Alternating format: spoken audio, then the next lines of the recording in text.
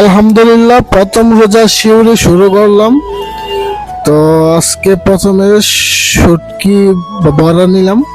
শুটকি একটা ফুটকি দিয়ে বড়া বানাইছে। তো বড়াটা আমার কাছে খুব ভালো লাগে, শুটকির বড়া। তো সাথে শসা লইলাম, পেঁয়াজ লইছি 2টা। তো তারপর মুরগির মাংস রান্না করছে। তো অনেকগুলো আলু লইলাম, তো মাংস লইছি। তরকারিটা অনেক ভালো হয়েছে। আমি আবার আলু ছাড়া খাইতে পারি না, আলু বেশি লাগে আমার। বাট আলু আজকে অনেকগুলো লইছি,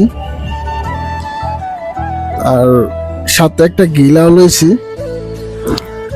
পোল্ট্রি মুরগি রান্না করছে, তো বেশি মুরগি মাংস লই নাই, মাংস আমার বেশি ভালো লাগে না।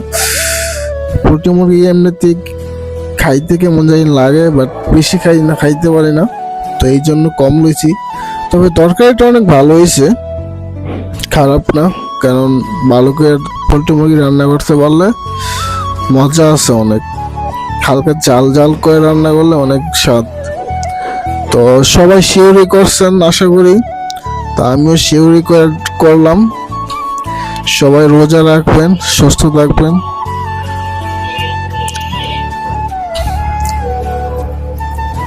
তা আমার খাবার এটাই শেষ, আর খাইতে পারবো না। 1 প্লেট ভাতে রাত্রেবেলা বেশি খাওয়া যায় না, কারণ ঘুম থেকে উঠলে এমনি কেমন লাগে, আর খাবার তো দূরে থাক, খাইতে গেলে কেমন জানি লাগে। তো দই আছে, পরে খেয়ে নেব।